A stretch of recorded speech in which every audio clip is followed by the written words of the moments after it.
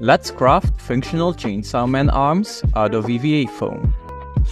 Cut out the chain links from foam. Construct the chain using simple toothpicks. Repeat till you lose your sanity. Snap off the remaining toothpicks. The final length is about 2 meters 50 or 100 inches. To build the arm, start with a base. Insert a button. Insert a power bank and the motor from a toy car. Finally, add all the gears. Connect wires, attach the chain, and there we go.